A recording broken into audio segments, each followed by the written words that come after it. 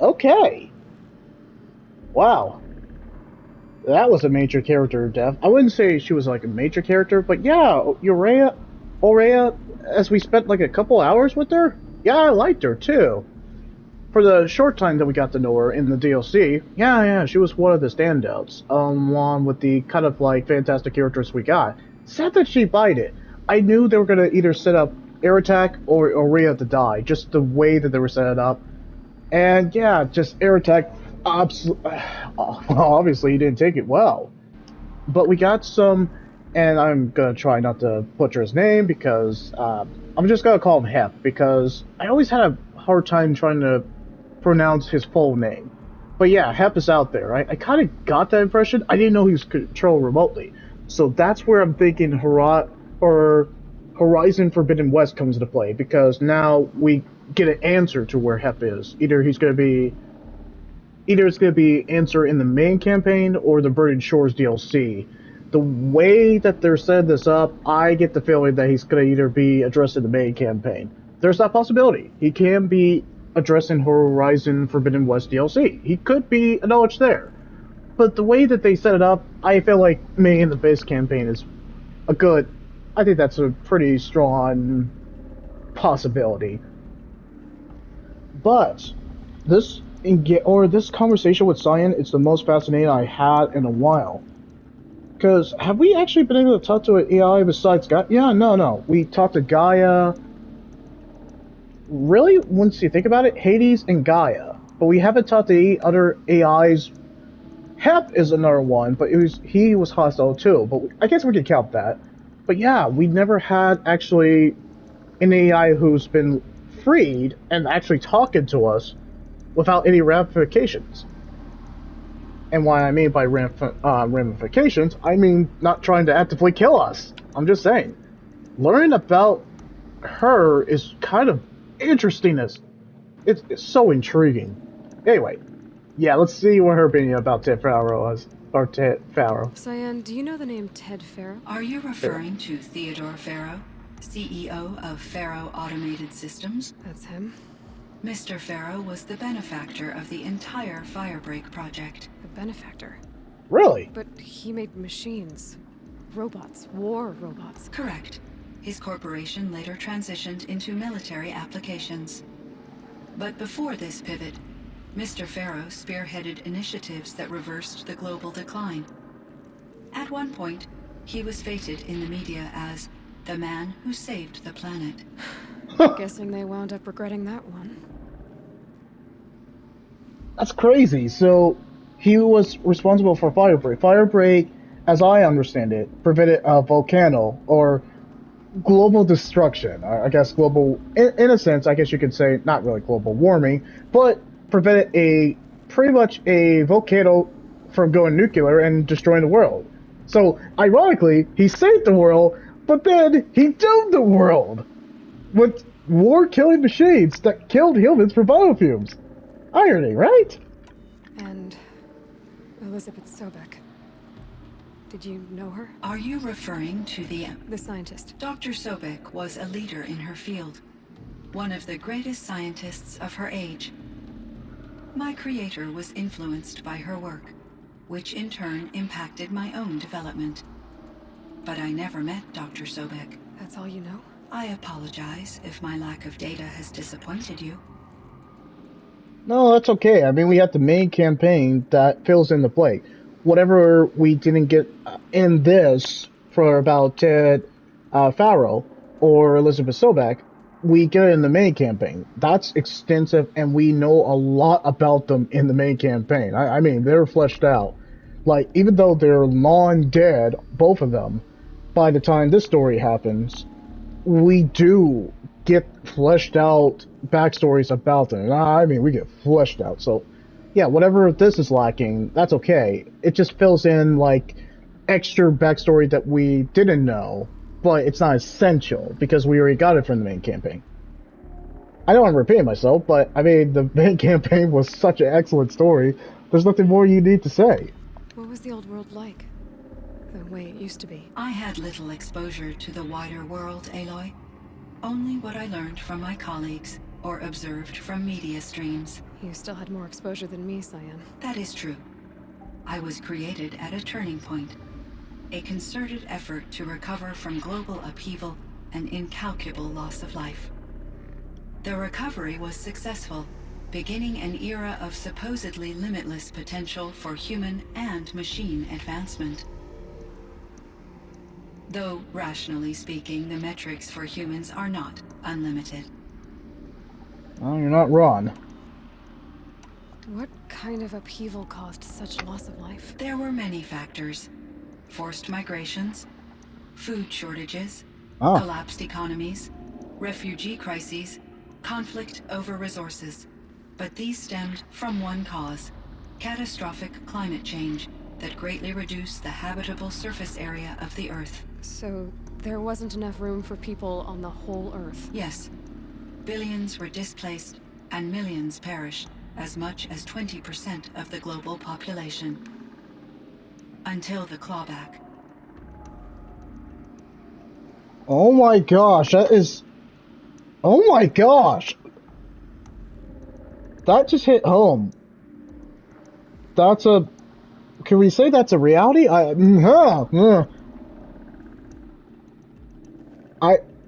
Yeah, I'm stunned, because when she was listing off the, like, humanity declining, and I'm like, yeah, that's kind of what's happening. Not... I'm sorry, maybe there was one thing that from that list that's not happening, but most of the stuff that she listed, I was like, that's a reality in our civilization. Oh gosh, that is a reality. I was sorry for a sec because I'm like, oh, that actually has happened. I was like, yeah, she's not wrong. So things got better. For a little while at least. Yes. These crises instigated many advances in automation, green robot technologies, and artificial intelligence. Firebreak was one of dozens of ecological restoration and disaster relief projects in North America alone. I would have liked to compare notes with other monitoring AIs, but I saw the relief of my colleagues, and I was proud we had succeeded. At least that was the data I had available to me over the next 2 decades. It seems my assessment was premature. Yeah, I mean, huh. I mean, in terms of, like, even though the main story is not the strongest compared to the OG vanilla main campaign, yes, I love saying it like that, sue me, but there were some stuff that we learned from Cyan that just kind of gives context of, like, okay, that makes total sense. I know she wouldn't know Silence, there's no way. Aurea told us enough about Silence, but we already had, like, knowledge from the main campaign, of course. But she just kind of gave us like a snippet of backstory of why he is not welcome in the cuts. We understand why he's kind of on the run all the time. There's a lot. Well, of course, there's more than meets the eye for Silence. I mean, he's played by Lance Reddick, so it's kind of freaking obvious. But anyway. I should get going. Aloy, there is one more matter. Aratak will come to me again, and I predict he will bring other Banuk. I have no desire to contradict their view of the world, their spirituality. Due to my uncertainty, I omitted a great deal from my conversations with Aurea. You're asking me if you should lie to them. Broadly, yes.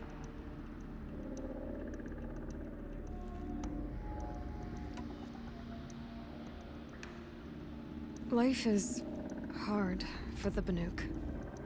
Their world is unforgiving in their beliefs. I guess they help to keep them going. So take it easy on them. Try to guide them, bring them around to understanding what you are. Communion with machines features heavily in the mysticism of the Banuk. I think they will be agreeable to this approach. As long as they don't end up worshipping you. Upon consideration, I believe such an experience would be intensely uncomfortable. You're right about that. Trust me. I see. I will follow your advice. Will you return and tell me about your experiences in this new world? I may be able to provide further insight. I'd like that, Cyan. I'll come back when I can. I should check on Aratak. See how he's doing.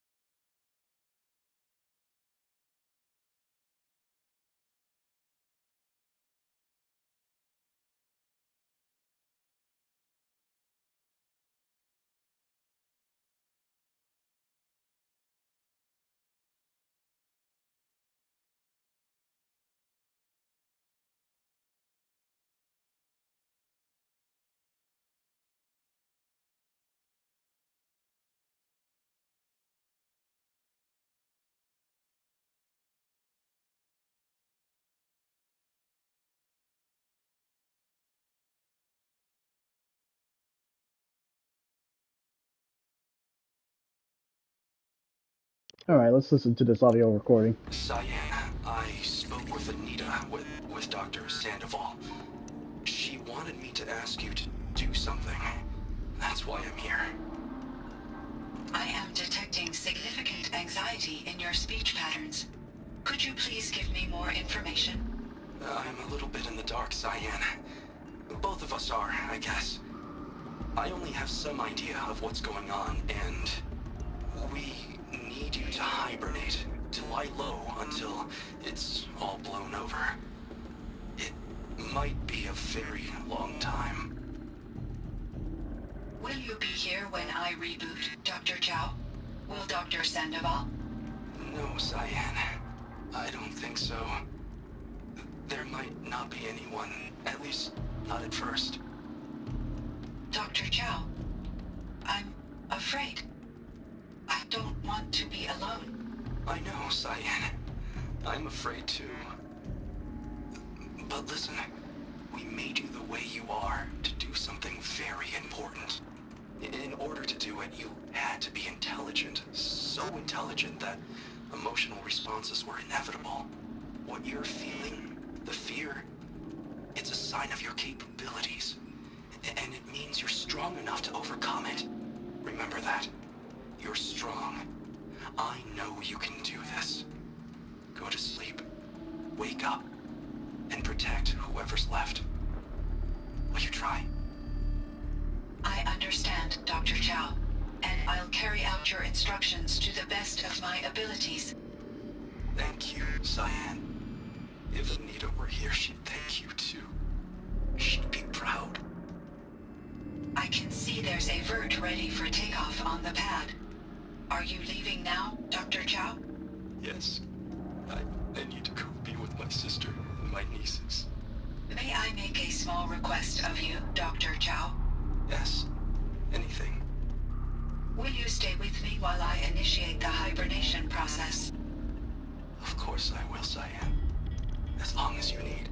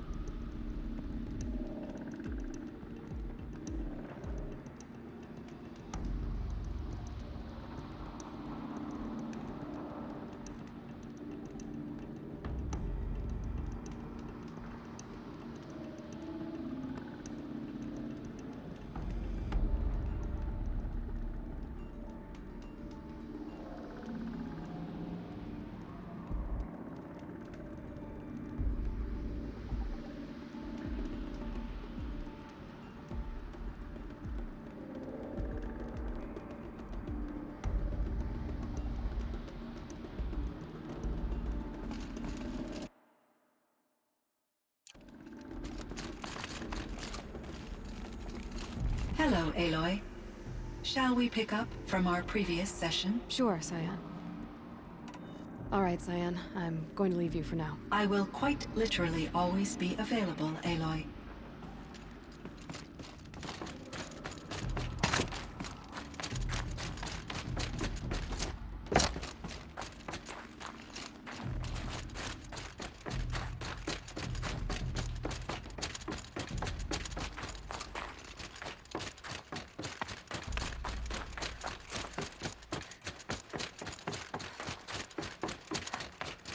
All the winters.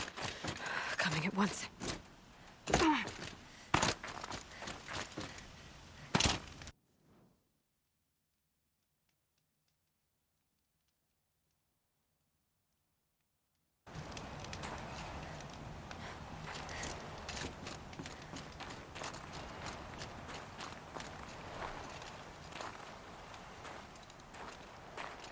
My chieftain, Just... Aloy. as you wish. I wondered if you thought... that if I'd never come along, Araya might still... If you'd never come along, I would have marched my kin to our deaths. Araya would be alone, and the spirit she sacrificed so much for would be lost. Either way, I would not have been able to protect her.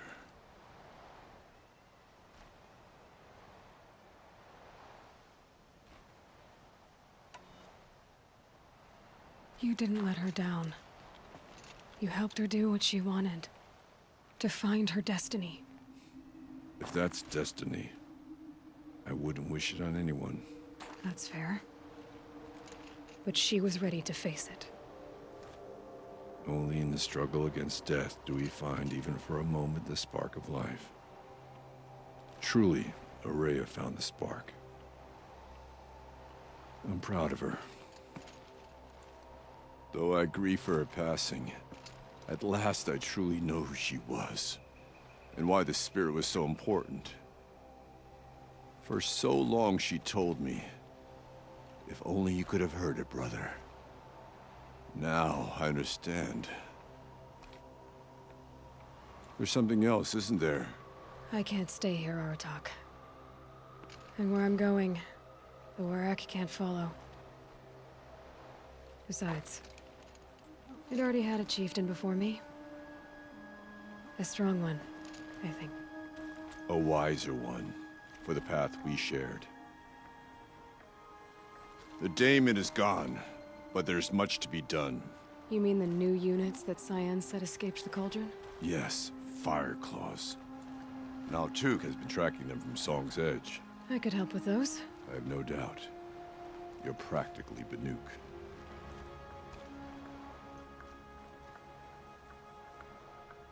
It would seem your time among the Banuk wasn't a waste after all. Firebreak, Cyan, Hephaestus, all very interesting. So, the signal that woke Hades woke Hephaestus too. And unleashed them on the world. As minds of their own. So it seems.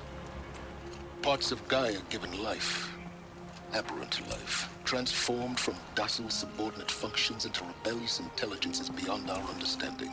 Our current understanding, anyway. Whatever they are, they're still out there. And they both want you dead. Kind of mutual, that feeling. We haven't seen the last of Hephaestus, I'm certain of that. It's powerful, creative, and driven. It won't stop building new hunter-killers, which means that someday, we may have to stop it. We? Or whoever gets there first. Hephaestus wasn't the only thing I learned about in the Cut Silence. Heard some things about the Banuk Conclave, too. You can stop right there. Is that what you told the hunters the Banuk sent after you? Before you opened fire? Oh no, Aloy. Only to you do I extend the courtesy of a warning. My past and my secrets are my own. You do well to remember that. It's a good thing you've got brains, Silence, because your personality could use some work. This discussion is concluded. I think it was over before it began. Catch up with you down the trail. That's definitely a future foreshadowing of their inevitable fight. I always love Aloy and Silence relationship.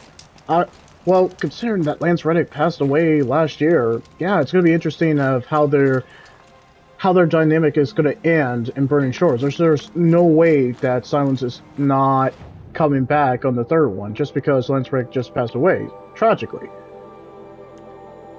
Okay, so there's more quests to do apparently.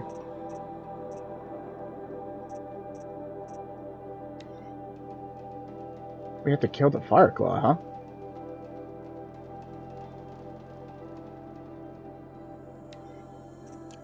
Alright, well, that seems doable. But it seems like the main story mission is done.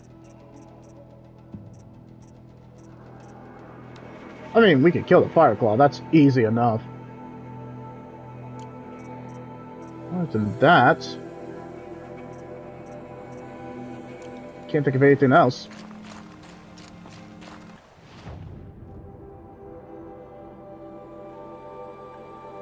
I mean, that's the stuff that we could do in between streaming.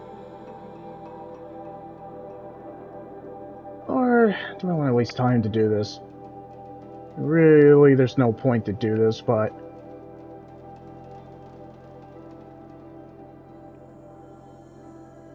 I mean, I guess I could always save it, and if there's a cutscene that happens with this, cool, but if there's not, then yeah.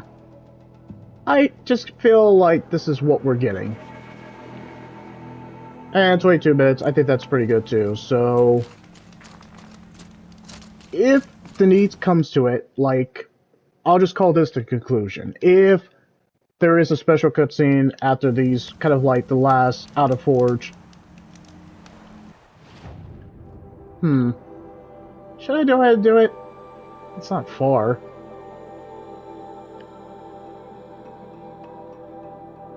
I guess we can do this. There's really no point to do this. No. Let's go ahead and just do this in between streaming. And if there is a cutscene, I guess I'll save that footage for you guys, but for now, we'll call this the Frozen Wilds conclusion because I think it ended on a cliffhanger that clearly it's leading to Horizon Forbidden West. And yeah, just the fact that I like that Aloy just was like, yeah, no. I was like, I heard about what you did at the Conclave, I heard what's going on, you're full of crap. And okay, so Hep and Hades are pretty much out for blood for Aloy's, well, Aloy's blood. So we already know that.